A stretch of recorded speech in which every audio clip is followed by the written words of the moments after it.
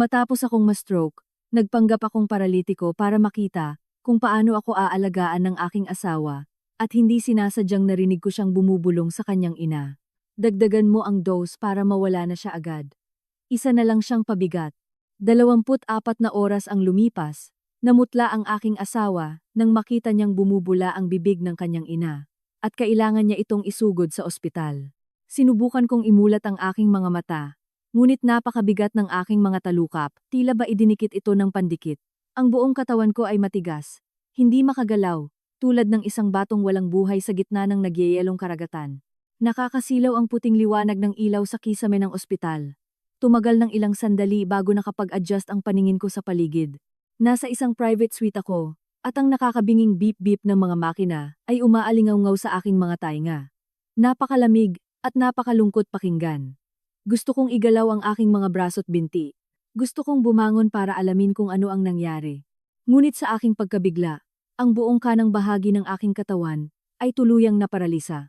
Walang kahit anong pakiramdam, na para bang hindi na ito sa akin. Sinubukan kong ibuka ang aking bibig upang tumawag, ngunit matigas ang aking lalamunan, at tanging mga impit, putol-putol, at nakakaawang tunog lang ang lumabas. Tingnan nyo, gising na siya. Doc, gising na ang asawa ko. Umalingaw-ngaw ang pamilyar na boses ni Anton, magkahalo ang takot, at nag-uumapaw na tuwa. Tumakbo siya palapit sa kama ko, haggard ang mukha, at mapula ang mga mata na tila ba galing sa matinding pag-iyak. Hinawakan niya ng mahigpit ang aking kaliwang kamay, ang tanging bahagi na may pakiramdam pa ako, at idiniin iyon sa kanyang pisngi habang nanginginig ang boses. Mahal, halos patayin mo ako sa takot. 3 araw kang nakoma. Akala ko mawawala ka na sa akin habang buhay. Ang makita ang lalaking nakasama ko sa loob ng 5 taon, na nagdurusa ng ganito dahil sa akin, ay pumukaw ng awa at pagmamahal sa aking puso. Naalala ko ang malagim na gabing iyon. Matapos uminom ng mainit na pito-pito na tinimpla ng aking biyenan para sa akin, naramdaman kong umiikot ang paligid. Isang matinding sakit ng ulo ang umatake sa akin, at hinimatay ako. Lumabas na stroke pala ako. Ang nakakatakot na sakit na ito, na hindi ko inakalang dadapo sa akin sa edad na 32. Sa kasagsagan ng aking buhay, pumasok ang doktor para suriin ako. Umiling na bumuntong hininga, at sa seryosong boses, ay ipinaliwanag ang kondisyon ko kay Anton. Nakatamo ng matinding hemorrhage sa utak ang asawa mo. Bagamat lampas na siya sa kritikal na yugto, napakalubha ng mga komplikasyon. Ang buong kanang bahagi ng kanyang katawan ay tuluyang naparalisa, at ang kanyang kakayahang magsalita ay labis ding naapektuhan. Posibleng gugulin niya ang natitirang bahagi ng kanyang buhay, sa wheelchair at mangangailangan ng pag-aalaga. 24. Sina. Pagkarinig sa doktor, tila gumuho ang mundo ni Anton. Niyakap niya ako habang humahagulgol. Elisa, mahal ko. Kahit mabedridden ka habang buhay, kahit ano pa ang mangyari sa'yo, aalagaan kita. Pangako, hinding-hindi kita iiwan. Ikaw ang buong mundo ko. Paano ako mabubuhay nang wala ka? Ang madamdaming pangako ni Anton ay nagpaiyak sa mga nakababatang nurse na nakatayo sa malapit. Palihim na nagpupunas ng kanilang mga luha. Bilib sa aming pagmamahalan, gusto ko ring umiyak. Gusto kong itaas ang kamay ko para yakapin ang asawa ko. Para sabihing magpupursige ako sa therapy para makabawi. Ngunit saktong pagyuko ni Anton para halikan ang noo ko, napako ang tingin ko sa kwelyo ng kanyang malinis na puting polo. Doon, sa ilalim mismo ng tupi ng kwelyo, may malinaw na marka ng lipstick na kulay matingkad na pula, plum red, na lutang sa puting tela. Ang kulay ng lipstick na iyon, nakaramdam ako ng panginginig sa aking gulugod. Mapanuri ako pagdating sa makeup, at lalo kong kinamumuhian ang ganoong baduy at lumang shade. Kailanman ay hindi ko ginamit iyon. Si Anton mismo, noong minsan kaming nag-shopping, ay napangiwi at nagkomento, ang pangit ng kulay na yan. Mga babae lang sa murang bar ang gumagamit niyan para mangakit ng mga lalaki. Kung gayon, bakit sa kwelyo ng asawa ko, na walang patid ang pag-iyak para sa kanyang maisakit na asawa, ay may marka ng lipstick ng isa sa mga babaeng iyon sa bar? Isang nakakakilabot na hinala ang nagsimulang gumapang sa isip ko. Unti-unting kinakain ang kaunting tiwala at emosyong naramdaman ko kanina. Pinaningkitan ko ang aking mga mata. Mas tinitigan ang mukha ni Anton. Sa sandaling iyon, nang iangat niya ang kanyang ulo para punasan ang mga luha, napansin kong sa likod ng kanyang mga mata, Sa likod ng mga patak na iyon, walang wagas na kalungkutan, kundi isang kislap ng ginhawa, kahit isang malamig na pagkakalkula na nagpatayo sa aking mga balahibo. Mabilis lang ang tinging iyon. Nawala ito sa isang iglap. Ngunit sa kutob ng isang babae, at pagiging sensitibo ng isang taong muntik ng mamatay, alam kong hindi ako nagkamali. Pakiramdam ko'y may dumudurog sa puso ko. Isang sakit na mas matindi pa sa pisikal na pahirap na dinaranas ko, ang kakaibang marka ng lipstick, ang biglaang pag-stroke, matapos uminom ng pito-pito ni Biyenan, at ang kakaibang tingin ni Anton. Ang lahat ng pira-pirasong detalyeng ito ay nagsimulang mabuo, gumuguhit ng isang nakakakilabot na larawan na hindi ko kayang harapin. Nanatili akong walang kibo. Ibinaba ko ang aking braso, nagkunwaring pagod, at mariing ipinikit ang aking mga mata para itago ang kalituhan at hinala na nag-uumapaw sa loob ko na tila malakas na alon. Makalipas ang isang linggong pagpapagaling sa ospital, hindi gaanong bumuti ang lagay ko. Pinayagan ako ng doktor na umuwi para doon ipagpatuloy ang obserbasyon at simulan ang physical therapy.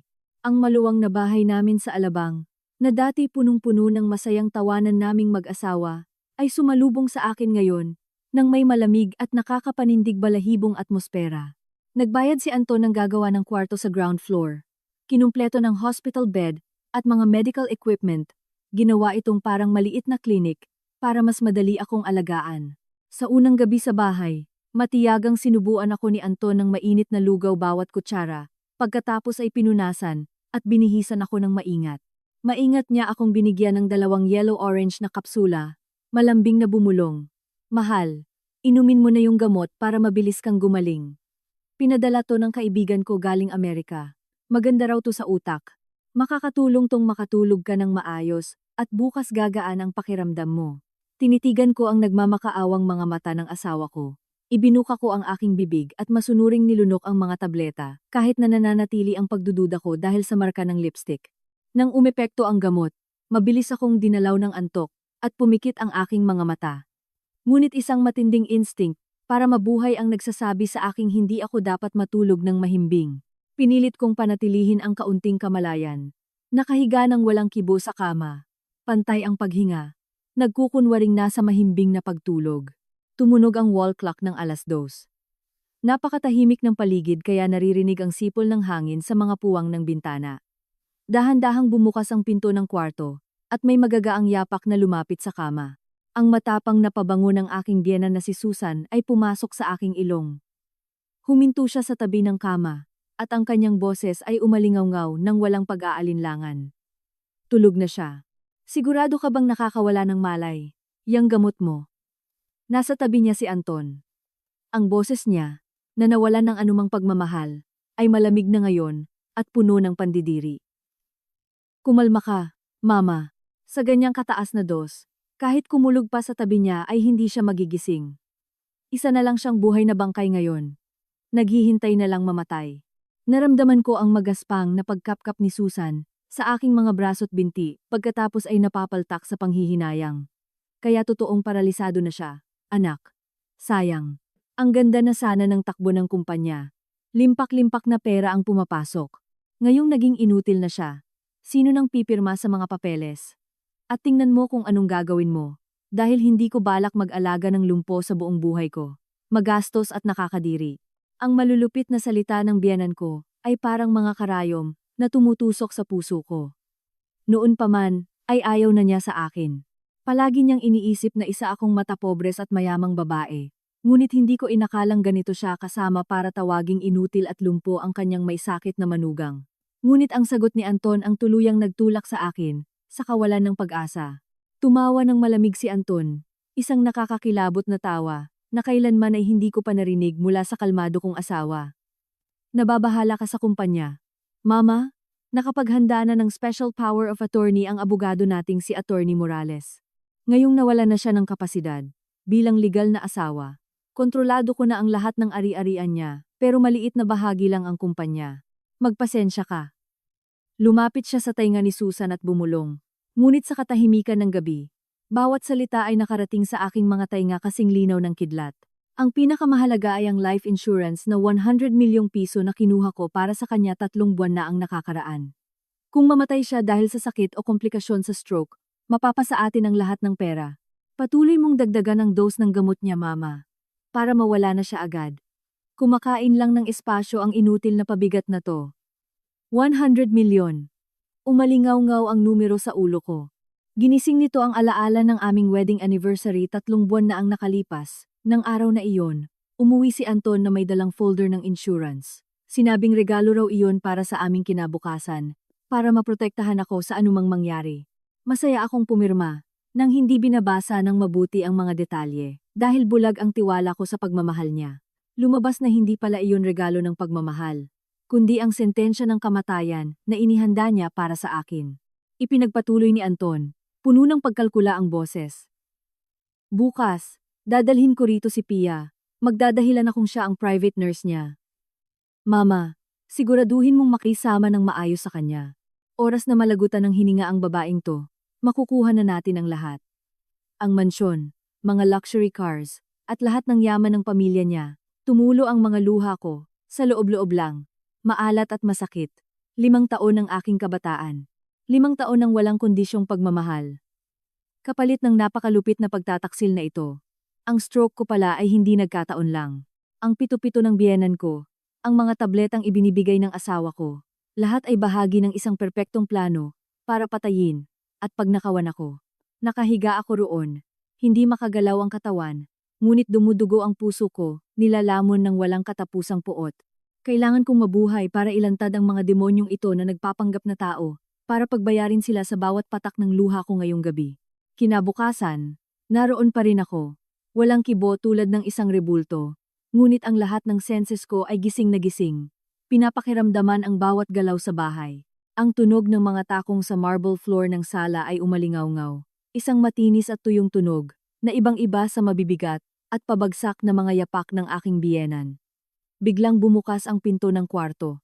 Pumasok si Anton, na may taglay na nagniningning ng ngiti, na palagi niyang ipinapakita kapag nakakakuha ng magandang deal sa negosyo. Sa tabi niya ay isang nakababatang babae. Balingkinitan at may hugis itlog na mukha. Maayos na naka-makeup. Nakasuot ng malinis na puting uniforme, na parang isang anghel de la guardia. Lumapit si Anton sa kama, malambing na hinaplos ang buhok ko, at ipinakilala siya. Elisa, mahal, isinama ko ngayon si Pia, para mag-alaga sa'yo. Siya ang pinakamagaling na physical therapist na kilala ko. Inirekomenda pa mismo ni Attorney Morales, ang abogado natin. Mula ngayon, makakapante ka na kay Pia, at mas magiging panatag din ako kapag papasok sa trabaho. Pinaningkitan ko ang aking mga mata para tingnan ang babaeng nagngangalang Pia. Nginitian niya ako. Isang ngiting sobrang tamis na halatang peke. Ang mapang-akit niyang mga mata ay hindi maitago ang malanding tingin sa asawa ko. Yumuko si Pia. Ang boses niya'y malambing ngunit nakakarindi. Ma'am Elisa, huwag po kayong mag-alala. Aalagaan ko kayo ng mabuti. Parang kapamilya na. Binigyan po ako ni Sir Anton ng mahigpit na bilin. Hindi ko po kayo pababayaan. Nagbigay pa ng ilang tagubilin si Anton at umalis na patungong trabaho. Naiwan kaming dalawa ng nurse at pasyente. Nang mawala sa paningin ang bulto ni Anton sa pinto, naglaho rin ang ngiti ni Pia. Umayos siya ng tayo, at ang tingin niya sa akin ay tuluyang nagbago. Mula sa pagiging maamo patungo sa mapangutyang paghusga. Inikutan niya ang kama habang napapaltak. Aba, ang malas mo naman. Mula sa pagiging reyna ng tahanan hanggang sa maging walang silbing pabigat sa kama. Napakalungkot naman ang tadhana mo, Elisa. Matapos sabihin iyon, sinimulan niya ang kanyang pag-aalaga. Kumuha si Pia ng maligamgam na tuwalya para punasan ang mukha ko, ngunit hindi naging banayad ang kanyang mga kamay. Mariin niyang idiniin ang tuwalya sa mga hindi pa magaling kong sugat. Sinadyang kurutin ang mga sensitibong balat ko sa braso, at sa loob ng hita, mga tago, at hindi mapapansing lugar. Matindi ang sakit, ngunit nagngit-ngit ako, at nagtiis, nang walang inilalabas, na kahit anong daing. Alam kong sinusubukan niya ako, o sadyang nasisiyahan siyang pahirapan ako, para masatisfy ang inggit niya. Kinatanghalian, matapos magdala ni Susan ng lugaw, at lumabas sa hardin para mag-alaga ng kanyang mga halaman, umupo si Pia sa upuan sa tabi ng kama ko, at kaswal na nag-scroll sa kanyang cellphone. Ilang sandali pa ay tumayo siya, nag-inat, at tila hindi sinasadyang may nahulog na papel na nakatupi sa apat sa mismong tabi ng unan ko. Binigyan niya ako ng makahulugang tingin, at lumabas para sagutin ang isang tawag. Ang papel ay nanatiling walang kibo sa ibabaw ng puting kumot tulad ng isang hamon. Ibinaling ko ang aking paningin pababa, at ang mga nakaimprentang letra ay tumama sa akin na parang martilyo. Tumigil ang pagtibok ng puso ko. Ultrasound. 12 weeks. At sa impormasyon tungkol sa ama, ang pangalang Anton Garcia ay napakalinaw, walang pagkakamali. 12 weeks. Ibig sabihin ay palihim na silang nagkikita sa loob ng 3 buwan, saktong oras na kinuha ni Anton ang life insurance ko.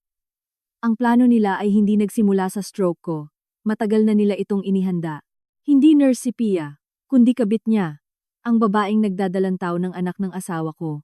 At ngayoy pumasok sa bahay ko, na umuaktong caregiver, para tapakan ang sakit na nararamdaman ng legal na asawa. Bumalik si Pia sa kwarto. Nang makita niya akong nakatitig sa papel, hindi siya nagpakita ng pagkagulat. Bagkus ay ngumiti ng may kayabangan. Kinuha ang resulta ng ultrasound, at iniwagayway ito sa harap ng mukha ko, sabay mapang-asar na bumulong. Nakikita mo ng mabuti, Elisa. 12 weeks na ang anak ko, at napakalusog niya, sa awa ng Diyos. Sabi ni Anton, kapag natapos na ang paghihirap mo, dadalhin niya kami ng anak ko rito para kami na ang maging may-ari ng bahay na to. Kaya pwede ka na magpahinga ng mapayapa. Ako na ang mag-e-enjoy sa lahat ng sayo kapalit mo. Bawat salita ng ahas na ito ay parang lasong balaraw na tumatarak sa puso ko. Umakyat ang kahihiyan sa lalamunan ko. Mapait pa sa apdo. Gusto kong sumigaw, bumangon at punitin ang papel na iyon. Sampalin ang walang hiyang mukhang iyon, ngunit sinasabi ng utak kong kailangan kong magpigil. Nasa mahina akong posisyon. Anumang paglaban ko ngayon ay mangangahulugan ng buhay ko. Sa ilalim ng manipis na kumot, ang aking kaliwang hintuturo, sa kamay na inakala nilang paralisado din, ay nagsimulang manginig, ng matindi at kumuyom ng mahigpit. Isang hindi nakikitang lakas na nagmula sa puot ang kumalat sa buong katawan ko. Ipinikit ko ang aking mga mata, at nilunok ang aking mga luha. Ang mga sumunod na araw ay lumipas sa pisikal at mental na pagpapahirap. Ang kwartong iyon ay naging kulungan ko, kung saan araw-araw kong kailangang harapin ang 3 pekeng mukha. Isang ipokritong asawa, isang mukhang perang biyenan, at isang walang hiyang kabit. Ngunit sa matinding sitwasyong ito, mas naging matalas ang pakiramdam ko, kaysa rati. Natuto akong mag-obserba, makinig, at kabisaduhin ang bawat nakagawian nila, naghihintay ng pagkakataon para baligtarin ang laro. Tuwing umaga, matapos umalis ni Anton papuntang trabaho, umuupo si Susan sa hapagkainan sa kusina, kung saan direkta niya akong nakikita sa pamamagitan ng glass door. Mayroon siyang hindi nagbabagong kaugalian. Ang pag-inom ng kanyang vitamins. Sa counter, malapit sa pitsel ng tubig, palaging may malaking puting bote na plastic na may label ng makukulay na prutas na may nakasulat na imported multivitamins galing Switzerland. Paborito ni Susan ang boteng iyon. Palagi itong ipinagmamalaki sa mga kapitbahay na dahil dito ay mas lumalakas siya. Kumikinang ang balat niya at mas maayos na siyang kumain at matulog. Kung gaano niya pinapahalagahan ang sariling kalusugan, ganoon naman siya kalupit sa buhay ko. Pagsapit ng oras ng pag-inom ko ng gamot, papasok si Susan na may dalang isang basong tubig at maliit na pillbox. Padarag niyang ipapasok sa bibig ko ang 2 yellow-orange na kapsula, na walang label o blister pack. Ipinapaliwanag dati ni Anton na isa itong espesyal na gamot mula sa Amerika, napakamahal at mahirap hanapin. Ngunit nakapagtataka na, sa tuwing iniinom ko ang milagrosong gamot na ito, hindi gumaan ang pakiramdam ko, kundi lalong sumama. Mas nagiging magulo ang isip ko, nahihilo ako, at nanghihina ang mga binti ko na parang nawawalan ako ng lakas. Minsan, sinadya kong itago ang isa sa mga kapsula sa ilalim ng dila ko. Hinintay ko siyang umalis, at patagong iniluwa ito, sa isang tissue na itinago ko sa ilalim ng unan. Nang araw na iyon, mas naging malinaw ang pag-iisip ko, at nawala ang palaging pagkaantok ko. Noon ko napagtanto, sa labis na takot, na ang ibinibigay nila sa akin ay hindi gamot, kundi lason para unti-unti at tahimik akong patayin. Ang mapait na kabalintunaang ito ay naulit araw-araw sa harap ng mga mata ko. Umiinom ng vitamins ang biyenan ko para humaba ang buhay, samantalang ang manugang niya ay pinipilit uminom ng lason para maagang mamatay. Gusto niyang humaba ang buhay para ma-enjoy ang yaman na nanakawin ng anak niya sa akin at para palakihin ang apo mula sa kabit. Nakakatakot ang kasakiman ng tao. Kaya nitong gawing malamig na mamamatay tao ang isang ina, isang lola, na hindi man lang nangangatal ang kamay. Ibinaling ko ang aking ulo, at pinagmasdang mabuti ang bote ng vitamin sa counter sa pamamagitan ng nakasiwang na pinto. Isang matapang at baliw na ideya ang nagsimulang mabuo sa isip ko. Kung gusto nilang gumamit ng gamot para magdesisyon sa buhay ng iba, bakit hindi ko sila painumin ng sarili nilang reseta? Minsan ang karma ay kailangan ng tulong para mas mapabilis itong dumating. Nagsimula akong mag-ipon ng mga lasong kapsula. Sa tuwing pinapainom ako ni Susan o ni Pia, ginagamit ko ang diskarte sa pagtatago ng gamot sa ilalim ng dila, na pinraktis ko sa mga gabi nang hindi ko pagtulog. Kapag umaalis sila, iniluluwa ko ang mga ito. Maingat na binabalot sa maliit na pirasong tela na pinunit ko sa laylayan ng aking nightgown at itinatago sa loob ng unan ko. Ang dami ng kapsula ay nadadagdagan araw-araw, kasabay ng paglinaw ng aking isip at lakas na unti-unti kong nababawi. Alam kong naglalaro ako ng buhay o kamatayan. Kung mabisto nila ako, mamatay ako agad, walang takas. Pero wala akong ibang pagpipilian. Ang buhay ko, ang dangal ng pamilya ko, lahat ay nakasalalay sa maliliit na tabletang ito. Isang tanghali, ang tirik na sikat ng araw sa tag-araw, ay tumatama sa syudad. Nagpapabigat at nakakapasong hangin ang dala nito. Biglang umuwi si Anton para mananghalian. Pero hindi para bisitahin ako, kundi para maglampungan kasama ang kabit niya sa sala. Ang malalanding halakhak ni Pia at ang mahahalay na ungol ni Anton ay nakarating hanggang sa kwarto ko. Nakakadiri at ang dumi-dumi pakinggan. Inakala nilang isa akong bingi at lumpo na walang alam, kaya hindi na nila inabalang isara ang pinto. Si Susan naman, nang makita ang anak at ang magiging manugang na naglalanjian, ay ngumiti ng may kasiyahan at palihim na lumabas sa hardin para magdilig ng kanyang mga halaman. Binigyan sila ng espasyo, naiwang walang tao sa kusina. At sa counter, naroon pa rin ang bote ng vitamins ni Susan. Walang kibo, at parang nanunukso. Napakabilis ng tibok ng puso ko. Natatakot akong baka marinig nila at mabisto ako. Isa itong napakagandang pagkakataon. Huminga ako ng malalim. Itinutok ang buong enerhiya ko sa aking kaliwang braso at sa itaas na bahagi ng katawan ko. Kasing bigat ng tingga ang katawan ko matapos ang maraming araw na nakaratay. Bawat kalamnan ko'y banat na banat at sumasakit. Mariin kong kinagat ang aking labi para pigilan ang daing. At dahan-dahan kong inikot ang sarili ko pababa ng kama. Bawat munting galaw ay nangangailangan ng 100 beses na effort kay Sarati. Gumulong ako papuntang sahig. Mabuti na lang at napahina ng makapal na carpet ang ingay ng pagbagsak ko. Ginamit ang aking kaliwang kamay para kumapit sa gilid ng cabinet at hinila ang katawan ko sentimetro-sentimetro patungo sa pintuan papasok ng kusina. Basang-basa ako ng pawis na tumutulo sa aking mga mata at humahapdi. Ang mga ungol ng dalawang nagtataksil sa sala ay patuloy na naririnig, nagiging perpektong panakip para sa mga ginagawa ko. Gumapang ako papasok ng pinto ng kusina. Nasa estante ang bote ng vitamins na masyadong mataas para maabot mula sa sahig. Lumingon ako sa paligid at nakita ang isang maliit na bangkito sa kanto. Nagngit-ngit ang mga ngipin ko. Kumapit sa paa ng dining table at sinubukang tumayo gamit ang aking kaliwang binti. Nakalaylay na parang walang silbing piraso ng kahoy ang kanan ko. Nanginginig ang buong katawan ko. Umiikot ang paningin ko. At muntik na akong bumagsak. Sumandal ako sa mesa. At nahihirapang humakbang patungo sa estante. Sa wakas, nahawakan ng nanginginig kong mga daliri ang malamig na plastic bottle. Binuksan ko ang takip at ibinuhos ang lahat ng kulay garing, ivory white, na vitamin sa isang mangkok na nasa mesa. Tapos kinuha ko sa bulsa ko ang nakabalot sa tela, na naglalaman ng mga yellow-orange na lasong kapsula na inipon ko. Ibinuhos ko ang lahat ng lason sa bote. Dahil halos magkapareho ng laki ang dalawang klase ng gamot at konti lang ang pagkakaiba sa kulay, mahirap itong mapansin kung hindi susuriing mabuti, lalo na sa taong malabo ang mata at burara tulad ni Susan. Pagkatapos ay kumuha ako ng dakot ng totoong vitamins niya, at itinago sa bulsa ko para gamitin. Ang natira ay mabilis kong itinapon sa basurahan, sa ilalim ng mesa at tinabunan ng iba pang basura para itago. Pagkatapos, hinigpitan ko ang takip. Ibinalik ang bote sa dating pwesto, nang nakaharap ang label. Saktong-sakto kung paano ito iniwan. Nang matapos ako ay pagod na pagod ako, at bumigay ang kaliwang binti ko. May kaunting ingay na narinig ng tumama ang tuhod ko sa sahig. Mama, anong ginagawa mo dyan sa kusina? Narinig ko ang boses ni Anton mula sa sala. Mukhang inaantok, at medyo inis sa pagkakaabala. Tumigil ang puso ko. Nanlamig ang dugo sa ugat ko. Pinigilan ko ang paghinga habang nakadapa sa sahig ng kusina. Nagtatago sa likod ng malaking dining table.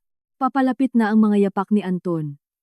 Kung papasok siya at makikita ako sa sahig, tapos na ang lahat. Ipinikit ko ang aking mga mata, tahimik na nagdarasal. Sa eksaktong sandaling iyon, narinig ang boses ni Susan mula sa hardin. Andito ako sa hardin. Anong kailangan mo, anak? Huminto ang mga yapak ni Anton, at bumulong. Ang weird, akala ko talaga may narinig ako, at saka siya tumalikod. Wala, mama, akala ko magnanakaw. Nakahinga ako ng maluwag na parang galing ako sa hukay. Naghintay pa ako ng kaunti, hanggang sa tumahimik ang lahat, at ginamit ko ang mga huli kong lakas. Gumapang ako pabalik sa kwarto ko, umakyat sa kama at nagkumot, na para bang walang nangyari. Tumagal lang ng 15 minuto ang buong proseso, pero para sa akin ay para itong isang siglo.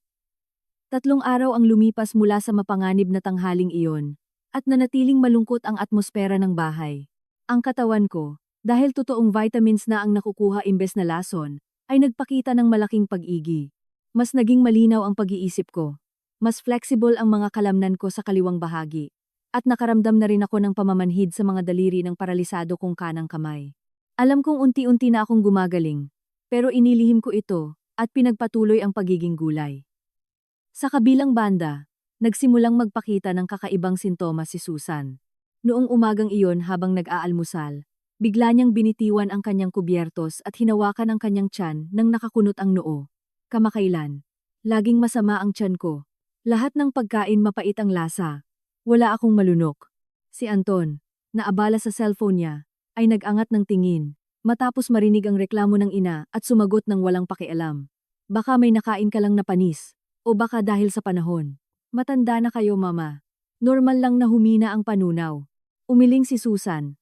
Namimilipit ang mukha sa sakit. Hindi ganon. Iba. Yung sakit nito. Parang pinipilipit at saka nahihilo at nasusuka ako. Baka kaya, dahil to, sa vitamins na binili mo para sa akin? Simula noong ininom ko yun, naging ganito na ang pakiramdam ko. Narinig ko ang lahat mula sa kwarto ko. Bilis-bilis ang tibok ng puso ko. Nagsisimula ng umepekto ang lason, pero binaliwala agad ito ni Anton. Tumawa pa siya para pakalmahin ang ina. Mama naman, masyado kang praning.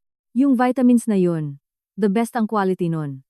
Binili ko pa yun sa kaibigan ko mula sa Switzerland. Ang mahal-mahal niyan. Ituloy mo lang ang pag-inom. Malamang ay nilalabas lang niyan ang mga toxins sa katawan mo. Masasanay rin ang katawan mo dyan ilang araw pa. Sa pagkarinig nito mula sa kanyang anak, naniwala agad si Susan ng walang pag-aalinlangan. Tumango siya. Oo nga, siguro nga, mahal kaya yan. Kapag matapang ang gamot, malakas talaga ang epekto. At matapos sabihin iyon, pumunta siya para kunin ang bote niya ng vitamins. Na ngayon, lingid sa kaalaman niya, ay punong-puno ng lasong kapsula. Nagbuhos siya ng 2, at ininom iyon, gamit ang isang basong tubig. Habang pinapanood ko ang eksena mula sa nakasiwang na pinto, hindi ako nakaramdam ng tuwa, kundi isang kalamigan na tumagos hanggang sa aking mga buto. Ang sarili niyang anak, na pinakamamahal at tinutulungan niyang gumawa ng krimen, ang siya palang hindi sinasadyang nagtutulak sa kanya, sa kamatayan dahil sa kapabayaan at katangahan nito. Kung nagmalasakit lang sana si Anton sa nanay niya, kung inabala lang sana niyang suriin ang bote, baka napansin niya ang kakaiba. Ngunit hindi. Ang tanging nasa isip lang niya ay ang pera, mula sa insurance at ang kanyang malanding kabit. Hindi naging kasing halaga ng kanyang mga pagnanasa ang buhay ng matanda niyang ina. Pagsapit ng hapon, lumala ang kalagayan ni Susan. Nakahiga siya sa sofa sa sala, umuungol, at bakas ang pamumutla sa mukha. Si Pia naman, nang makitang may sakit ang matanda, ay lantarang nagpakita ng inis. Hindi niya ito kinamusta o inalagaan. Bagkus, bumubulong-bulong pa habang kumakalabog. Matanda na at puro sakit. Kung magrereklamo sa lahat ng bagay, sino namang makakatiis sa kanya? Narinig siya ni Susan. Ngunit masyado na siyang pagod para makipagtalo. Nanatili siyang nakatingin ng blanko sa kisame. Palihim akong isinusumpa. Kasalanan to lahat ng bruhang yon. Simula nang dumating siya sa bahay na puro kamalasan na ang nangyari. Siya, ang sarap ng higa sa kama, habang ang matandang to kailangan pagbayaran ang mga kasalanan niya. Nakahiga sa kama, narinig ko ang kanyang mga sumpa. Kahit sa gitna ng pagdurusa niya, naging bato na ang puso ko. Wala akong nararamdamang pagsisisi, walang awa. Hanggang sa huling sandali, naniniwala pa rin siyang ako ang dahilan ng lahat ng kasawian niya, nang sa totoo lang, ang sarili nilang kasakiman, at kasamaan nilang mag-ina ang naglalason sa kanila. Paparami ng paparami ang sakit ni Susan, ngunit hindi pa rin siya dinadala ni Anton sa ospital. Maghihintay raw muna siya kinabukasan, dahil magastos at abala ang pagpunta sa ospital. Hindi niya alam na ang pagpapadelay niya ay nagpapaikli sa buhay ng kanyang ina at nagpapalapit sa pagtatapos ng trahedyang ito. Ngayon ay 3 anibersaryo ng kamatayan ng aking ama, isang araw na dapat sanay taimtim at nakakapagpainit ng puso para alalahanin ang isang mahal sa buhay, ngunit sa pamilyang ito ay naging entablado ng kaplastikan. Maaga pa lang, dagsana ang mga kamag-anak ni Anton. Ang mga tawanan at ingay ng mga plato't kubyertos ay tumabong sa religious music na tumutugtog mula sa maliit na radyo sa altar. Si Anton, perpektong nakasuot ng itim na suit at nakagel ang buhok, ay paroot pa rito sa pag-uutos sa mga katulong, at paminsan-minsan ay lumalabas para salubungin ang kanyang mga tiyo't tiya na may walang kupas ng ngiti. Nag-aastang perpekto at responsableng padre de pamilya. Binuhat ako ni Anton mula sa kama at inupo sa wheelchair. Maingat na inayos ang damit ko, hinagod ang magulo kong buhok at dinala ako sa sala. Pagkakita sa akin, ang grupo ng mga kamag-anak na masayang nagdadaldalan ay biglang natahimik. Dose-dosenang mga mata ang nakapako sa akin. Hindi dahil sa awa, kundi dahil sa matinding kuryosidad at pasimpleng pagtuya. Isang tita ni Anton, yung parehong palaging bumubola sa akin dati para manghingi ng pera, ay nagsalita ng malakas. Kawawang Anton, ang gwapo at ang talino. Tapos napunta lang sa lumpong asawa. Ganyan talaga ang buhay. Walang kasiguraduhan. Paano na siya ngayon? Magbibigay lang siya ng problema at kailangan pa siyang alagaan. Agad namang sumingit si Anton para magpakitang gilas. Huwag po kayong magsalita ng ganyan, tita. Kawawa naman asawa ko. Tadhana talaga. Sobrang nasasaktan ako sa nangyari sa kanya. Pero sa pag-aasawa, dapat magkasama sa hirap at ginhawa. Di ba? Ang mga sinabi niyang ito ay humakot ng paghanga mula sa lahat ng naroon. Pinuri ng lahat si Anton bilang ulirang asawa, isang magandang ehemplo para sa buong pamilya. Nanatili akong tahimik sa aking wheelchair, nakayuko ng kaunti, at ang tingin ko'y nakapako sa larawan ng tatay ko sa altar, na nababalot ng usok ng insenso. Sa loob-loob ko, humihingi ako ng tawad sa kanya, dahil hinayaan kong dungisan ng mga taong ito ang kanyang alaala. Nakapag-make-up si Susan ng mas makapal kaysa dati, para itago ang kanyang pamumutla at nangingitim na labi, ngunit napansin ko ang matinding pagod sa bawat galaw niya. Walang tigil siyang pinapahirapan ng sakit ng tiyan, na dulot ng kanyang espesyal na vitamins. Maya-maya'y nakakunot ang noo niya, nakahawak sa tiyan, at palihim na umiinom ng maligamgam na tubig. Sa kabila ng lahat, pinilit niyang panatilihin ang imahe niya bilang host, matulunging inasikaso ang mga bisita, kahit na paminsan-minsan ay binibigyan niya ako ng nakakamatay na tingin na puno ng galit. Nang makaupo na ang lahat sa hapagkainan, tumayo si Susan. Medyo nanginginig ang boses niya, ngunit sinubukan niyang magmukhang awtoridad. Ngayon ang anibersaryo ng balae ko. Sa ngalan ng mga anak ko, nagpapasalamat ako sa inyong lahat sa pagpunta. Sa kasamaang palad, may sakit, at nakaratay ang manugang ko. Bumagsak kay Anton ang buong responsibilidad sa bahay. Matanda na ako at umaasa na lamang akong susuportahan ng parehong pamilya si Anton para pamunuan ang kumpanya na iniwan ng biyenan niya at huwag hayaang mapunta ang ari-arian sa ibang kamay. Mukhang makatwira ng mga sinabi niya, ngunit sa totoo lang, ito ay isang palihim na deklarasyon ng paglipat ng kapangyarihan. Inihahanda niya ang daan para palabasing pagiging responsable at sakripisyo ang pag-agaw ni Anton sa kumpanya ko. Tiningnan ko siya, tiningnan ko si Anton. Tiningnan ko ang mga kamag-anak na tumatango, at nasuka ako sa sobrang kapal ng mukha nila. Kumakain sila at umiinom mula sa pawis at luha ng tatay ko. Nagkutsabahan sila para nakauwi ng mana ng anak niya sa harap mismo ng altar niya. At nagagawa pa rin nilang tumawa, at magkwentuhan, na parang walang nangyari. Biglang napatumba si Susan, at napakapit sa upuan. Namumuo ang malamig na pawis sa noo niya, sinisira ang makapal na makeup niya. Agad na tumakbo si Anton, para alalayan siya. Mama, anong nangyari? Sumasakit na naman ba tiyan mo? Iwinagayway ni Susan ang kamay niya. Pinipigilan ang pagkasukang umaakyat sa lalamunan niya. At bumulong. Wala to. Napagod lang ako. Asikasuhin mo ang mga bisita. Uupo muna ako rito saglit. At mawawala rin to. Pagkakita sa eksenang iyon, hindi ako nakaramdam ng saya, kundi matinding kalungkutan.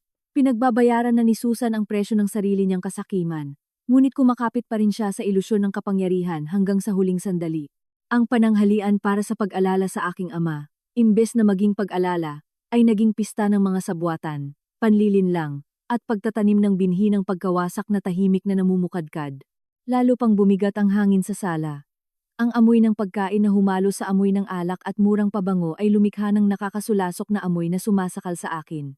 Nanatili akong walang kibo sa wheelchair ko sa isang sulok, tulad ng isang nakalimutang palamuti. Samantala, abala si Anton sa pakikipagtagayan sa bawat mesa.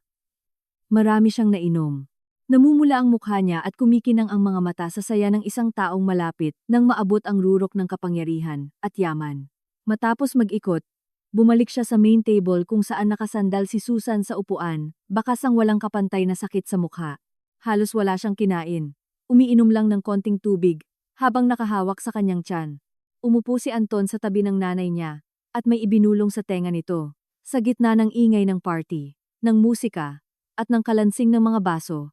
Hindi ko sana maririnig iyon, pero siguro, dahil malapit na ang kamatayan, naging pambihirang talas ang pandinig ko. Nagsalita si Anton. Medyo garalgal ang boses sa alak. Ngunit ang ibig niyang sabihin ay kasing talim ng kutsilyo. Mama, tiis-tiis muna ng konti. Alam kong pagod ka na.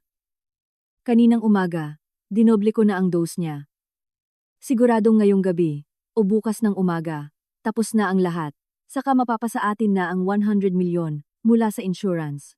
Pwede ka nang magpa-check up sa pinakamagandang private clinic o kahit sa Amerika pa para magpagamot. Mariin kong hinawakan ang mga armrest ng wheelchair. Bumaon ang mga kuko ko sa leather chair hanggang sa dumugo ang mga ito. Ngunit ang pisikal na sakit ay wala kumpara sa panginginig ng aking gulugod. Dobleng dose. Ibig sabihin, ang tabletang ipinilit na ipainom sa akin ni Pia kaninang umaga. Kung hindi naging sapat ang talino ko para itago yon, isa na sana akong bangkay ngayon. Wala na silang pasensyang maghintay na mamatay ako ng unti-unti. Gusto na nilang madaliin ang proseso para makubra agad ang insurance. Nang marinig ang kanyang anak, nagningning ang mga mata ni Susan, dala ang malisyosong pag-asa. Tumango siya at bumulong na sagot. Oo, tama ka. Sobrang sakit na ng tiyan ko. Hindi ko na kaya. Tapusin na natin to agad. Baka magkomplikado pa ang sitwasyon. At sabihin mo kay Pia na itapon na lahat ng balot ng gamot. Walang iiwanang ebidensya para hindi maghinala ang pulisya. Kumalma ka, Mama. Matalino si Pia. Inasikaso na niya ang lahat.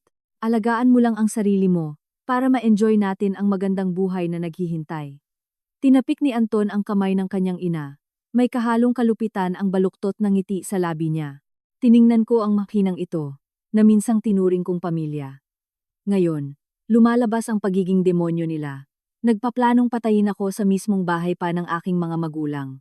Ang puot sa loob ko ay sumabog tulad ng isang apoy. Tinutupok ang kahuli-hulihang natitirang pagmamahal ko sa kanila. Naisip ko sanang magtiis pa ng ilang araw, para makakuha ng mas maraming ebidensya. Ngunit ang nakakamatay na bulong ni Anton ang tuluyang sumira sa pasensya ko. Kung hindi ako kikilos ngayon, dito mismo, sa harap ng lahat, baka wala na akong susunod na pagkakataon. Tiningnan ko ang flower vase na may mga pulang rosas sa gitna ng mesa. Pinaalala nito sa akin ang marka ng lipstick sa kwelyo ni Anton noong araw na nagising ako. At ang dugong nananalaytay sa aking mga ugat. Ang dugo ng isang matapang na babaeng hindi kailanman sumuko. Papa, nasaan ka man ngayon? Protektahan mo ako. Sa ngalan mo, lilinisin ko ang dumi na ito para maibalik ang dangal ng pamilya natin. Sa labas, may umalingaw-ngaw na kulog na yumanig sa mga bintana. Nagulat ang mga kamag-anak, ngunit tumawa si Anton. Wow, ang lakas ng kulog. Siguradong bubuhos ang ulan mamaya. Biyaya yan ng langit, tita. Nagpatuloy ang party sa gitna ng ingay. Ang lahat ay abala sa pag-inom ng alak at sa mga walang kwentang toast. Tumayo si Anton, hawak ang isang baso ng red wine, at malakas na nagsalita. Ngayon, sa anibersaryo ng biyenan ko, gusto kong magpasalamat sa pagmamahal ng dalawang pamilya, lalo na sa nanay ko, na nagsakripisyo ng sobra para palakihin ako, at ngayon ay nag-aalaga sa may sakit kong asawa. Hindi pa siya nakakatapos, nang isang malakas na tunog ang umantala sa kanyang emosyonal na talumpati. Lahat ng mata ay napunta kay Susan. Sinusubukan niyang tusukin ng tinidor ang isang piraso ng manok nang biglang manginig ng walang kontrol ang kanyang kamay. Nahulog ang tinidor sa sahig at namilipit ang mukha niya sa sobrang sakit. Nanlaki ang kanyang mga mata, bumuka ng malaki ang bibig, ngunit walang lumabas na tunog, kundi isang pigil na paghikbi. Mama, anong nangyayari sa'yo? Binitiwan ni Anton ang baso at tumakbo palapit sa ina. Ngunit bago pa man niya ito mahawakan, napabagsak si Susan mula sa upuan at tumama sa sahig na may malakas na kalabog. Nagsimulang mangisay ng matindi ang kanyang katawan, parang isdang inialis sa tubig. Pumalo ang mga braso, at binti niya sa mga paa ng mesa at upuan, lumilikha ng nakakatakot na ingay. Mula sa gilid ng kanyang mga labi, lumabas ang malapot at puting bula, na humalo sa manilaw-nilaw na likido. Isang maasim na amoy ang pumuno sa buong lugar. Napasigaw ang mga kamag-anak. Ilang mga tiyahin ang nagtakip ng mukha sa sobrang takot, habang ang mga lalaki naman ay hindi alam kung ano ang gagawin. Napaluhod si Anton sa tabi ng ina, putlang-putla tulad ng patay. Pilit itong ginigising. Mama, gising. Diyos ko, anong nangyayari sa kanya? May tumawag ng ambulansya. Bilis. Magulo ang eksena. Ang authoritarian at malupit na babae na nagpaplano lang kani-kanina para patayin ang manugang niya, ngayon nangingisay sa sahig sa kritikal na kondisyon. Sumigaw si Anton, sinusubukang ipasok ang mga daliri niya sa bibig nito para hindi nito makagat ang sariling dila. Punong-puno ng luha at sipon ang mukha at nasa kalunos-lunos na kalagayan, lumingon siya sa akin na may panlalaki ng mata at hindi makapaniwala. Bakit ang nanay ko? Halatang gusto niyang sabihin, ikaw ang uminom ng gamot, di ba? Ngunit nilunok niya ang kanyang mga salita. Hindi niya maintindihan kung ano ang nangyayari, kung bakit ang perpekto niyang plano ay nagkamali ng ganito katindi, kung bakit ang taong nangingisay ngayon ay hindi ako, kung bakit ang sariling ina niya ang naging biktima ng doubling dose na ibinigay niya kaninang umaga. Pinagmasdan ko ang lahat mula sa aking wheelchair. Malamig, walang pagkaawa o saya, tanging ang kakaibang kalmado na naramdaman ng isang taong nakakaintindi sa batas ng karma. Ang mga lasong kapsulang inilaan niya sa akin ng may ganap na kalupitan. Ngayon ay sinisira ang kanyang sariling katawan. Iyon ang presyong kailangang bayaran sa walang hanggan niyang kasakiman at kawalan ng pagkatao. Sumigaw ang isang tita. Diyos ko, naengkanto siya. Kumuha kayo ng pamahid at kutsara para kuskusin ang likod. Sumingit naman ang isang tiyo. Hindi, parang na food poison siya, o kaya inatake ng epilepsy. Huwag niyo siyang hawakan. Itagilid niyo lang siya para hindi mabulunan. Iba-iba ang sinasabi ng lahat. Lalong dumadagdag sa gulo. Si Anton, nanghihinang nakayakap sa kanyang ina, na naghahanap ng tulong sa paligid, ngunit puro natatakot na mukha lang ang nakikita niya. Nang sandaling iyon, patakbong bumaba si Pia sa hagdan.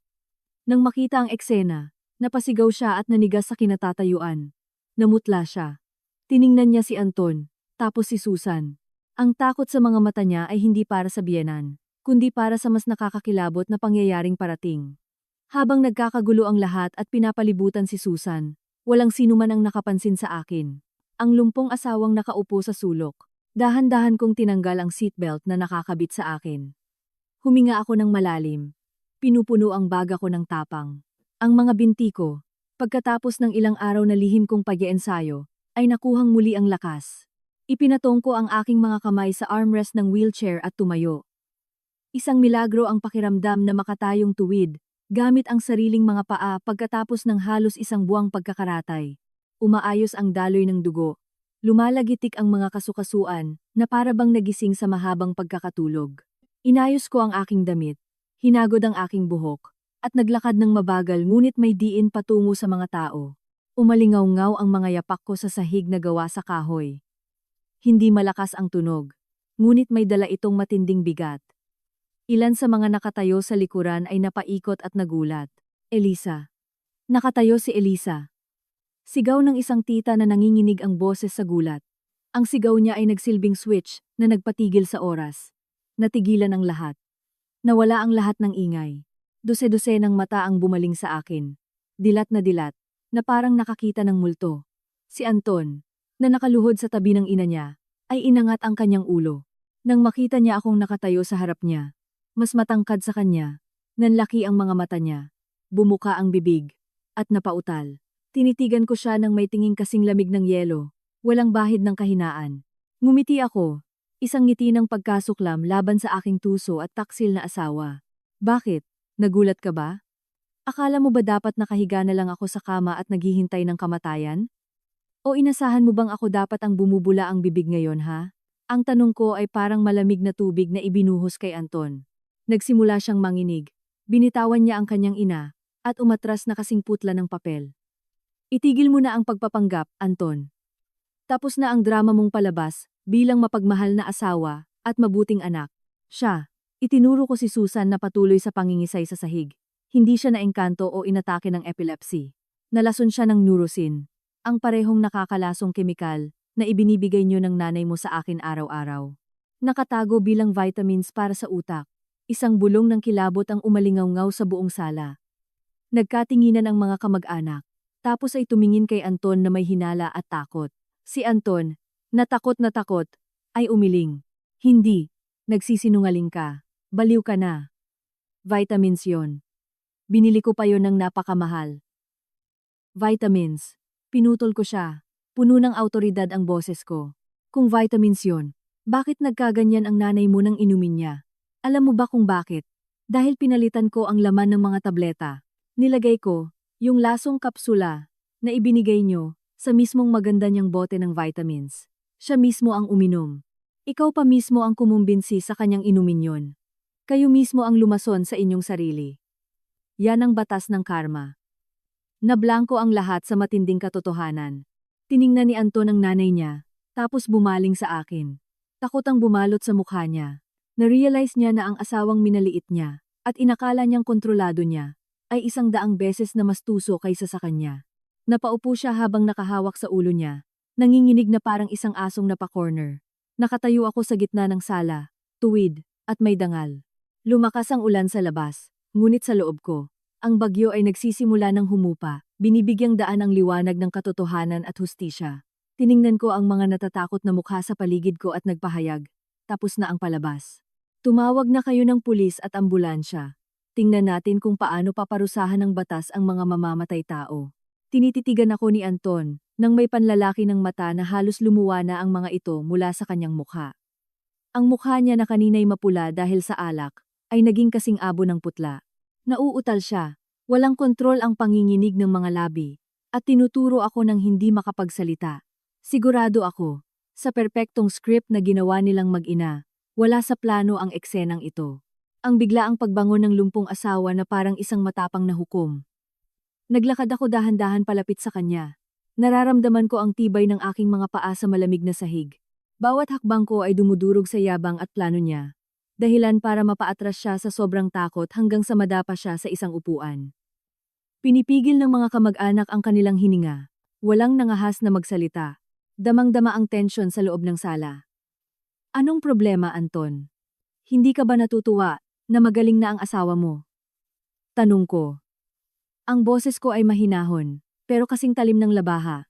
Sumumpa ka na aalagaan mo ako habang buhay, kahit nakaratay pa ako. Ngayong nakakalakad na ako, dapat umiiyak ka sa tuwa. Bakit ganyan ka makatingin sa akin, parang nakakita ka ng multo? Napalunok ng laway si Anton, habang sinusubukan niyang kalmahin ang sarili, pero halata sa nanginginig niyang boses. Ikaw, kailan ka pa gumaling? Bakit hindi mo sinabi sa akin? Nagulat mo ko eh. Nagulat, o na-disappoint. Pailalim akong tumawa habang papalapit sa kanya. Tinitingnan siya ng diretsyo sa nag-aalalang mga mata. Na-disappoint dahil hindi pa ako patay. O dahil hindi ako ang nangingisay sa sahig. Akala mo ba wala akong alam? Bingi ako't bulag, habang nagpaplano kayong mag-ina, gabi-gabi, kung paano dadagdagan ang dose ng lason ko. Nang marinig ang salitang lason, nag-iba ang mukha ni Anton. Napailing siya ng sunod-sunod. Ano bang sinasabi mo? Mamahaling vitamins pampatalino yon ah. May sakit ka na't nagdedeliryo. Huwag mo akong pagbintangan sa harap ng buong pamilya natin. Vitamins. Sigaw ko. Bumabaha ang galit na matagal ko nang kinikimkim. Kung vitamins yon, bakit bumubula ang bibig ng nanay mo? Bakit siya nangingisay ng ganyan? Matapang ka bang uminom ng ilang tableta niyan ngayon din, para mapatunayan mong wala kang kasalanan? Itinuro ko ang bote na nahulog sa ilalim ng mesa, habang nangingisay si Susan. Pinagpawisan ng malamig si Anton nang makita yon. Alam na alam niya ang laman noon. Hindi niya isusugal ang buhay niya. Ang duwag niyang pananahimik, ang naging pinakamalinaw na sagot para sa lahat. Walang hiya ka, sigaw ko sabay sampal sa kanya ng ubod lakas. Umalingaw-ngaw ang sampal ko sa tahimik na kwarto. Napayuko si Anton, habang hawak-hawak ang pisngi niyang namula dahil sa mga daliri ko. Nakatingin siya sa akin ng may halong galit at takot. Ang sampal na yon ay hindi lang parusa sa panloloko niya, kundi pagtatangkang gisingin ang natitirang konsensya niya. Kahit na alam kong wala na yung epekto. Nagsimulang magbulungan ang mga kamag-anak. Ang paghanga nila kay Anton ay napalitan ng pagdududa at pandidiri. Nasira na ang imahe niya bilang perpektong asawa at mabuting anak. Naiwan siyang mag-isa at kaawa-awa, walang matatakasan. Narinig ang sirena ng ambulansya na papalapit. Binabasag ang katahimikan na dulot ng pag-ulan. Mabilis na pumasok ang mga paramedic bitbit ang isang stretcher. Gumawa sila ng daan sa gitna ng karamihan para makalapit kay Susan. Nawalan na ng malay ang biyenan ko. Patuloy pa rin siyang bumubula ang bibig, ngunit mas humina na. Nangingitim ang mukha niya. Halos tuluyan nang mawala ang hininga niya. Sinuri ng isang doktor ang kanyang mga mata at inamoy ang kanyang suka. Naging seryoso ang hitsura niya at kinausap si Anton. May sakit ba ang pasyente? May nakain ba siyang iba? Sintomas ito ng matinding pagkalason. Marahil mula sa kemikal o overdose ng gamot na nagresulta sa paghinto ng kanyang paghinga at puso. Natulala si Anton na hindi malaman kung ano ang sasabihin. Hindi niya pwedeng aminin na uminom ang nanay niya ng lason na binili niya mismo para patayin ang asawa niya, ngunit hindi rin niya maaaring itanggi ang mga ebidensya. Hindi ko alam. Kumakain lang po kami, tapos bigla na lang siyang naging ganyan. Iligtas niyo po ang nanay ko, parang awa niyo na. Ihanda na ang paglipat. Kailangan niyang mapump ang sikmura agad-agad kundi kakalat ang lason sa dugo at mahuhuli na tayo, utos ng doktor. Isinakay ng mga paramedic si Susan sa stretcher, at dali-daling inilabas. Tumingin si Anton sa nanay niya tapos bumaling sa akin. Nagdadalawang isip kung tatakas ba o haharapin ang sitwasyon. Humalukip-kip ako habang tinitingnan siya ng malamig. Sige na, samahan mo na nanay mo. Ako na magtatawag ng pulis. Hindi na to issue sa loob ng pamilya. Krimen ang paglalason, Anton. Pagkarinig ng salitang pulis, nanginig si Anton at naging kasing putla ng patay. Gusto sana niyang takpan ang bibig ko, ngunit nang makita ang mga kamag-anak at paramedic na nakamasid, napigilan niya ang sarili. Alam niyang kapag nagkamali siya ng kilos, mas lulubog lang siya. Kinagat niya ang labi niya at idinuro ako na puno ng pagbabanta. Makikita mo, pag may masamang nangyari sa nanay ko, hindi kita mapapatawad. Pagkatapos noon, tumakbo siya palabas para sumunod sa ambulansya. Ang matatakutin at duwag niyang anino ay unti-unting nawala sa dilim at ulan. Lumayo na ang sasakyan, iniiwang magulo at nakakalito ang sitwasyon sa bahay. Ang mga kamag-anak, pagkakita ng problema at narinig na darating ang mga pulis, ay isa-isang nagsiuwian upang hindi madamay. Sa isang iglap, naiwan akong mag-isa sa walang katao-taong sala, kasama ang kalat ng idinaos na pagsasalo. Tiningnan ko ang tahimik na bahay.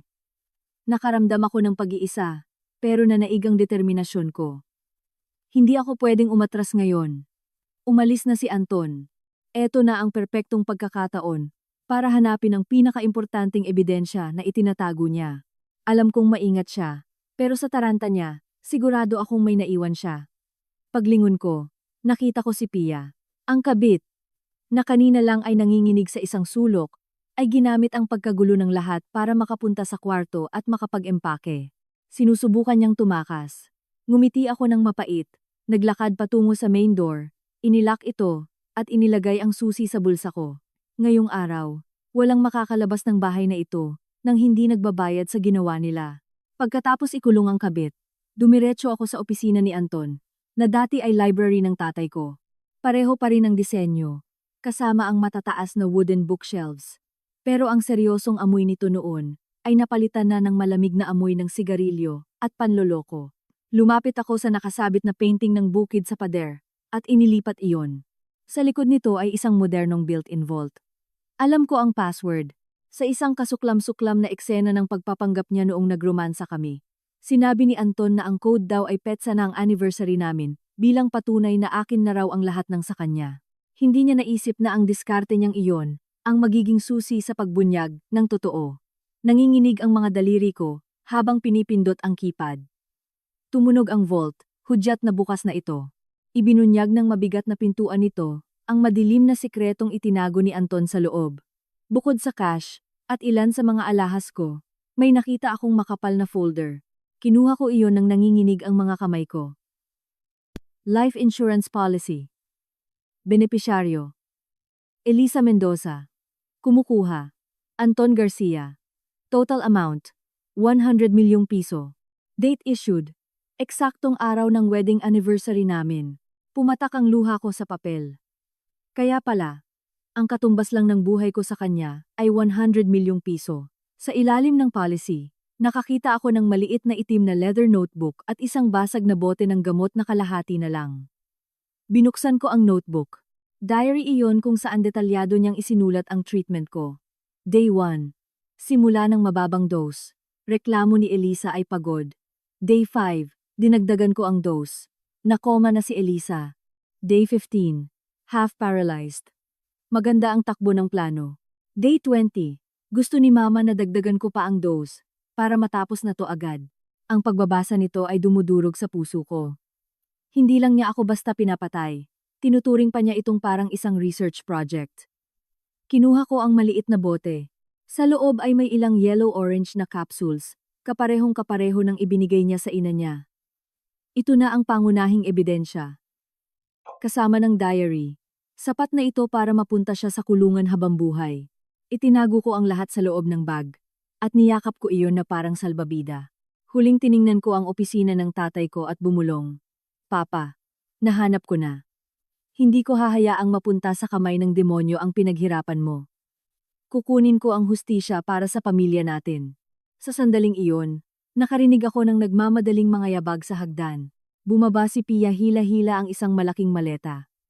Nakasuot siya ng maikling damit na hapit sa katawan, minadali ang pag-makeup, at bakas ang takot sa mukha niya. Pagkakita niya sa akin sa paanan ng hagdan, nagulat siya at muntik ng mahulog. Ma'am, tumabi kayo. Resign nako. Baliw ang pamilya niyo. Hindi na ako magtatrabaho dito. Resign. Tumawa ako ng may pagbabanta.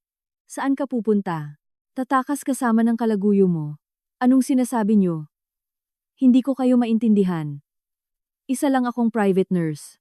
Isang nurse na may ultrasound, na 12 weeks na ang anak, at ang tatay ay mismong asawa ng pasyente.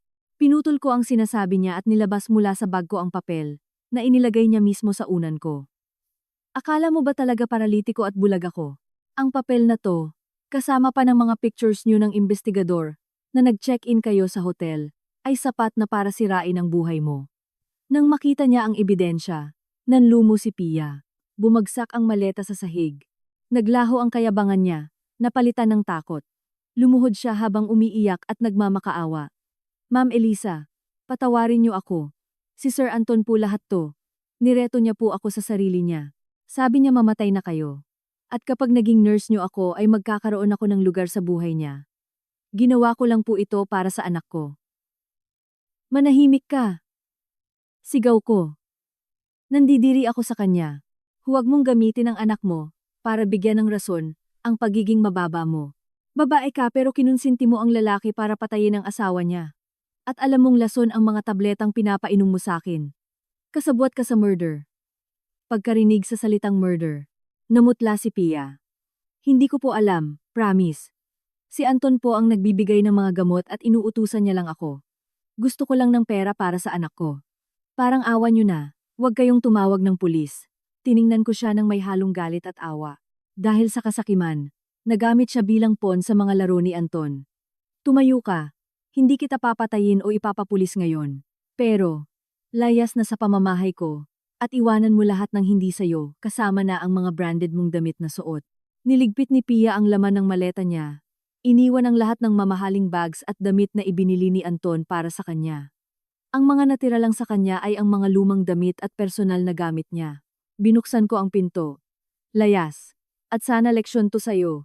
Huwag mong itayo ang kasiyahan mo sa ibabaw ng kalungkutan at sakit ng iba. Tumakbo palabas sa ulan si Pia. Kawawa na parang binugbog na daga. Padabog kong isinara ang pinto habang nakasandal dito. Bumagsak na ang isang kalaban, pero mas delikado pa ang naghihintay sa labas. Laging nakakapanindig balahibo at seryoso ang paligid sa ospital kapag gabi. Humahalo ang amoy ng disinfectant sa amoy ng mga lumang pader. Nakaupo ako sa isang metal na upuan sa labas ng emergency room. Nakatingin sa saradong pintuan ng intensive care unit. Sa loob, lumalaban para sa buhay niya si Susan. Pinagbabayaran ang naging sarili niyang lason. Nakaupo sa harap ko si Anton, habang hawak ang kanyang ulo sa pagitan ng kanyang mga kamay. Gusot at marumi na ang maganda niyang suit. Hindi niya magawang tumingin sa akin, o baka masyado siyang natatakot harapin ang katotohanan. Bumukas ang pinto ng ICU. Lumabas ang isang doktor na bakas ang pagod. Doktor, ang nanay ko. Kamusta na po siya? Mabubuhay po ba siya? Tanong ni Anton na punong-puno ng desperasyon. Bumuntong hininga ang doktor. Ligtas na ang pasyente. Nasalba na namin ang buhay niya. Gayunpaman, napakataas ng antas ng neurosin toxin sa dugo niya at medyo nahuli na kayo ng pagdala dito. Hindi na maiiwasan ang mga komplikasyon. Anong komplikasyon? Sigaw ni Anton. Nagtamo ng matinding pinsala sa utak ang nanay mo, na naging dahilan ng pagkaparalisa ng kaliwang bahagi ng katawan niya, facial paralysis, at tuluyan siyang hindi na makapagsalita. Sa madaling salita, magiging bedridden na siya, at aasa na lang sa inyo sa lahat ng bagay. Parang sanggol, napabagsak sa kinauupuan niya si Anton, kasing putla ng isang patay. Mabilis at malupit ang dumating na karma. Kaninang umaga, ipinagdiriwang pa ng nanay niya ang parating na paralysis ko, tapos ngayon, siya mismo ang nandito sa parehong sitwasyon. Walang pinapatawad ang karma. Tumayo ako at lumapit sa kanya. O ano, Anton, naiiyak ka ba? Buhay pa nanay mo. Dapat magdiwang ka. Sabi mo kaya mong mag-alaga ng may sakit habang buhay at wala kang reklamo, di ba? Eto na yung hinihintay mo. Alagaan mo yung nanay mo, tulad ng pinangako mong gagawin sa akin. Tiningala ako ni Anton. Mapula ang mga mata na tila may dugo. Tumahimik ka. Kasalanan mo to lahat. Kung hindi mo pinalitan yung mga tableta, hindi magkakaganito ang nanay ko. Hindi mo pa rin ba talaga makuha? Mapait akong tumawa. Ikaw ang bumili ng lason. Kayong mag-ina ang pumilit sa aking inumin yon. Ibinalik ko lang sa inyo, yung nararapat na inyo. Magpasalamat ka pa hindi ako patay. At least ngayon, pwede kang maging mabuting anak. Tumalikod na ako at iniwan siyang lulon sa pagsisisi. Tumunog ang phone niya, at sinagot niya ito ng may nanginginig na boses. Tito, tulungan mo ako. Ang nanay ko. Paralitiko na ang nanay ko. Anong gagawin ko? May tinatawagan siya, ang huli niyang sasandalan. Pagkatapos ng tawag, tumakbo si Anton sa hardin ng ospital. Tahimik ko siyang sinundan. Huminto ang isang magarbong itim na sasakyan. Isang middle-aged man ang bumaba. Maayos manamit, naka-gold-rimmed glasses. Si Attorney Morales yon, ang abogado ng pamilya namin, at pinakamatalik na kaibigan ni Papa. Taong palagi kong tinatawag na Tito bilang paggalang. Tito Ricardo, sigaw ni Anton parang isang bata. Wala na. Paralitiko na ang nanay ko. Tapos alam na ni Elisa ang lahat. Tinatakot niya kung tatawag ng pulis. Napanatiling kalmado ng sobra ni Attorney Morales ang sarili. Kalma lang, Anton. Ang malalaking problema ay kinakailangan ng malamig na isip. Pero may ebidensya siya, Tito. Nasa kanya ang bote ng lason, at idedemanda niya ako ng attempted murder. Pinunasan ng abogado ang kanyang salamin. Ang kanyang mga mata ay nagpapakita ng mapanlokong kalkulasyon. Kung ganun, kailangan nating humanap ng paraan para ikaw ay maligtas. Andyan na ang nanay mo, di na siya makapagsalita o gumalaw.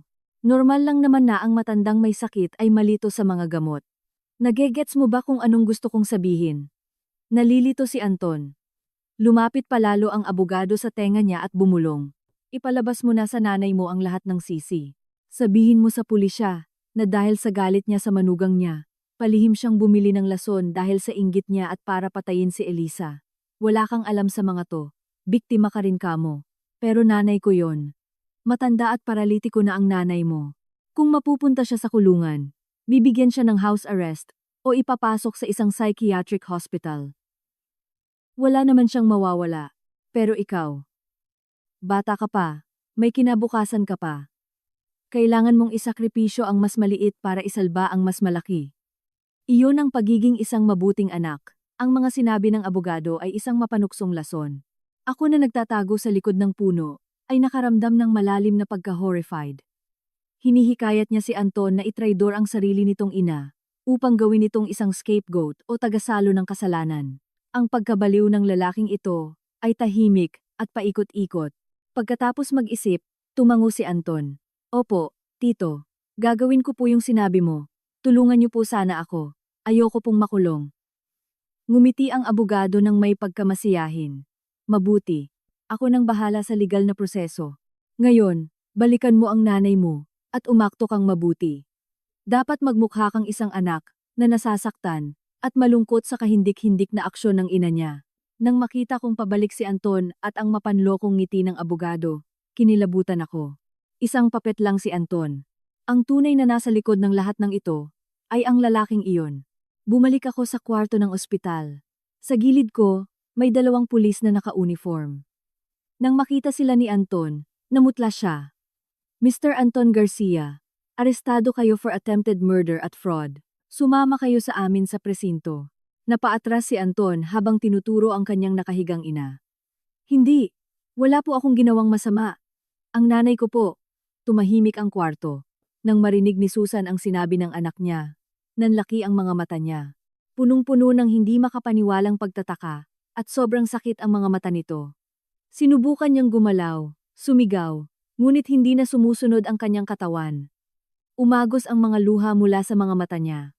Galit po ang nanay ko sa asawa ko, sigaw ni Anton na sumusunod sa script ng abogado. Gusto niya po ng yaman ni Elisa, at bumili ng lason.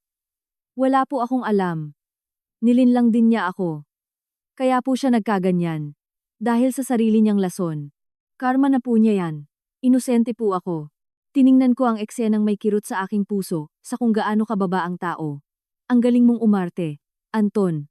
Sambit ko habang dinadala palabas ang bag kasama ng mga ebidensya. Pero may nakalimutan ka. Nandito ang diary kung saan mo na-record ang lahat ng proseso, at nandito yung lason mula sa vault mo. Paano mo ipaliliwanag to? Matanda na ang nanay mo. Paano niya isusulat ang ganitong kadetalyadong diary? Tiningnan ni Anton ang diary, at namutla ang kanyang mukha sa kaba. Hindi siya nakapagsalita. Pinusasan siya ng isang pulis. Napaluhod siya, at nagmakaawa. Elisa, mahal ko, patawarin mo ko. Siya ang nag-utos sa akin. Ayokong makulong. Sinong nag-utos sa'yo? Tanong ko sa kanya. Ang nanay mo ba o may iba pa? Sabihin mo yun yan sa mga pulis. At ngayon, tingnan mo ang nanay mo sa huling pagkakataon. Dahil sa isang mapagmahal na anak na tulad mo kaya siya nagkaganito. Kinaladkad si Anton. Ang mga sigaw niya ay nagpaalingaw-ngaw sa koridor. Nakita siyang umalis ni Susan. Basa na ang kanyang unan ng mga luha. Ang pag-iyak na para bang isang hayop na naghihingalo. Bumagsak na ang tabing sa pampamilyang dramang ito. Ngunit alam kong ang utak ng operasyon ay nasa dilim pa, at ang aking laban ay hindi pa tapos. Kinaumagahan sa istasyon ng pulisya. Nakita ko si Anton mula sa one-way mirror. Mukhang tumanda siya ng 10 taon. Mr. Garcia, sabi ng investigator. Inamin niyong nilason niyo ang asawa niyo. Saan niyo po nakuha ang Neurosin? May tumulong ba sa inyo?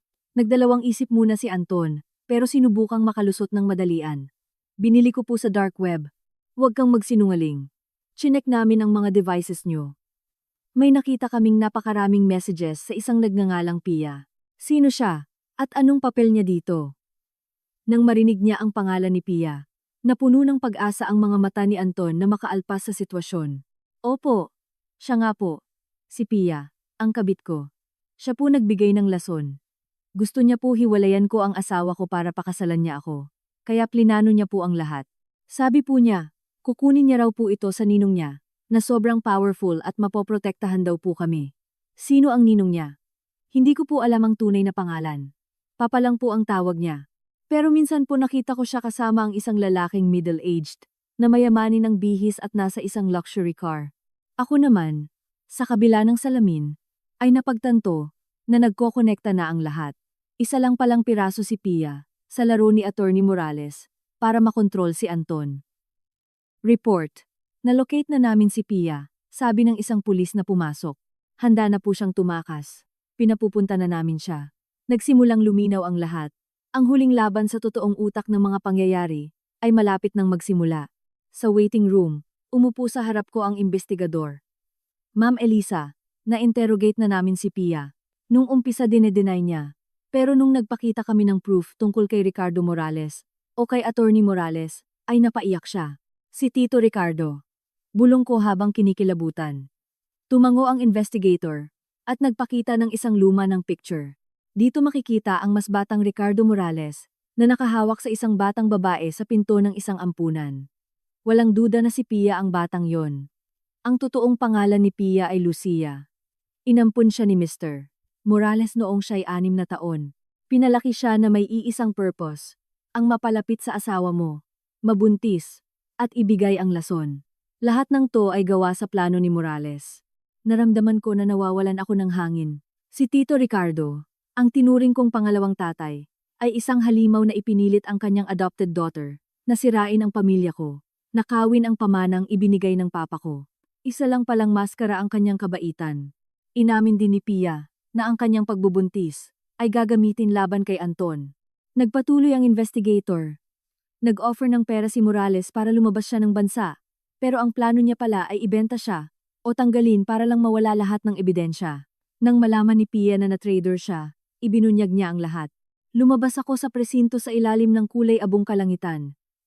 Nagpunta ako diretso sa bahay. Sa lumang opisina ng tatay ko. Naghanap ako sa isang luma at malaking trunk. Doon ay nakahanap ako ng isang folder. Land Dispute sa South Industrial Park, 2005. Sa loob nito ay may nakita akong mga press clippings at legal documents. Nakakatakot ang kwento. 20 taon na ang nakakalipas. Nagkakompetensya ang kumpanya ng tatay ko at ng tatay ni Morales sa isang malaking proyekto.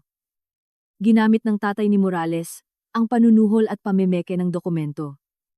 Nagreklamo ang tatay ko tungkol doon. Pagkatapos ng mahabang investigasyon at paglilitis, sa tatay ko binigay ang panalo ng batas.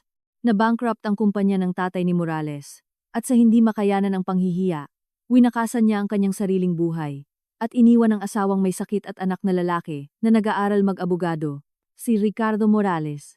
Sa litrato ng lamay niya, nakita ko si Ricardo, na tumitingin ng may bahid ng puot na katulad ng tiningnan niya ako kahapon. Kaya pala, isa palang paghihiganti. Planadong paghihiganti sa loob ng 20 taon. Nagpakabait sa tatay ko. Kinuha ang tiwala nito. Naghihintay pa sa pagkamatay nila. Kaya napag-isipan ko. Baka hindi aksidente iyon. At sinundan pa ng papatayin niya rin ako. Masakit ang pag-traidor ni Anton.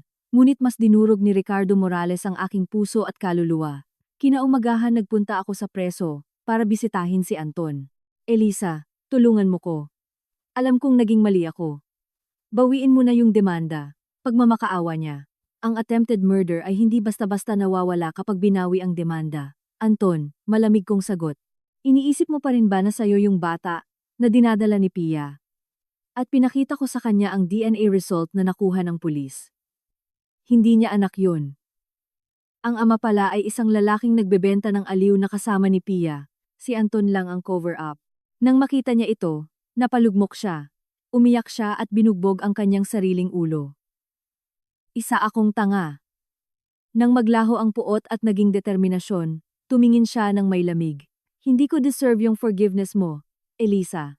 Pero hindi ko rin papayagan na makatakas lang, yung gurang, at yung ahas na babaeng yun. Ibibigay ko lahat ng ebidensya. Ibinigay niya sa akin ang mga accounts niya, kung saan nandun yung screenshots, at convo nila ni Morales. Mga email na may peke, at ginagawang wills, at iba't ibang recording ng conversation nila. May lista din ito ng mga bank accounts sa mga offshore tax havens. Dahil dito, hindi lang sa murder siya ikukulong, pati sa money laundering. Doon na siya mabubulok. Ibinigay ko ang lahat sa pulis. Arestado na rin sa wakas ang totoong utak. Kinabukasan sa araw ng shareholder meeting na pinatawag ni Morales, nagpunta ako sa company conference room. Nasa harap siya. Nagsasalitang may halong pagyayabang. Pero nung makita niya ako, natigilan siya. Tito Ricardo, sabi ko nang papalapit ako sa presidential chair. Mukhang nakaupo ka po sa maling lugar. Elisa anak, ang saya na nakabalik at nakakabawi ka na. Tumutulong lang naman sana. Tumutulong? Sagot ko. Tulad ng pagtulong sa asawa kong lasonin ako para lang makuha yung pera sa insurance? At saka ako pinalabas sa screen ng sala ang lahat ng ebidensyang ibinigay sa akin. Natahimik ang lahat. Narinig na lang ang audio recording na pinaplano nila ang pagkamatay ko. Ang ginawa niya lamang ay naki-deny. Sinigaw pa niya na frame up daw ito. Hindi lang si Anton ang witness ko, Tito Ricardo. Bumukas ang pintuan at dumating ang mga pulis kasama si Pia. Nang nakita niya si Morales, lumapit at sumigaw siya. Gurang, wala kang hiya. Niloko mo ko. Gusto mo pa akong ibenta at tapusin. Naglabas si Pia ng maliit na itim na notebook. Narito lahat ng records ng bribery at illegal activity mo para sirain ang kumpanya. Inutusan niya pa ako na itago ito, at ang inakala niya hindi ko naiintindihan yun. Nung nakita ito ni Morales, alam niya na tapos na siya.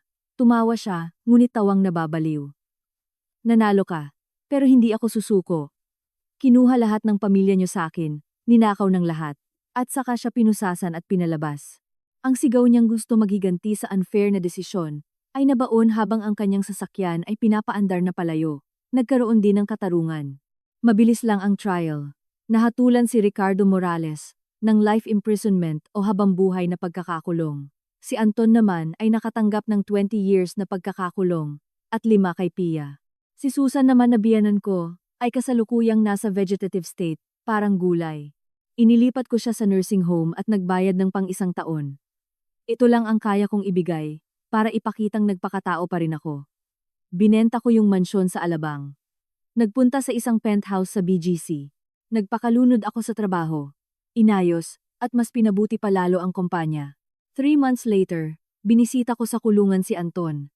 Dala ko yung divorce at annulment papers. Pirmahan mo na yan, sabi ko. Umiyak at nagmakaawa siya. Hindi mo ko minahal. Anton, yung pera ko yung minahal mo. Mahal na mahal kita. Pero sinira ko yun. At nagpirmahan na. Bibisita ka naman minsan, di ba? Mahina niyang tanong. Huwag kang umasa. Pagbayaran mo yung nagawa mo. At saka ako lumabas ng bilangguan. 1 taon ang lumipas. Nandoon na ako sa balkonahe ko, habang ine-enjoy ang ganda ng kalangitan. Ang kumpanya naman, ay naging mas maganda, at mas stable. Ibang-iba na akong babae, mas matapang, mas matalino, at mas maingat. Nalaman ko rin na kahit sino sa mundong ito, hindi makakabigay sa'yo ng saya kundi ang sarili mo lang. Nag-vibrate ang phone ko. Message iyon mula sa kaklase ko pa nung college. Uy, punta kaming bundok this weekend. Gusto mo sumama? Matagal ka na naming hindi nakikitang masaya ah. Napangiti na lang ako. Isang field trip? Matagal na akong hindi nakakasama. Sure. Nandun ako. Sagot ko. Ang mapait na nakaraan ay tuluyan ng naiwan. Ang lahat ng nakapanakit sa akin ay kasalukuyan ng pinagbabayaran ang kanilang mga kasalanan. Walang puot at galit, panatag na kaisipan lang. Pinili ko na patawarin sila hindi dahil para sa kanila, pero para sa akin. Pinili kong mabuhay ulit. Tumaas na ang sikat ng araw, at binigyan niya ang buong siyudad ng ganda ng kulay nito. Ang hinaharap ko ay blanco ulit, at ngayon mas handa akong muling isulat to. Ang aking totoong kwento, ang buhay ko, ay nagsisimula na. Yeah.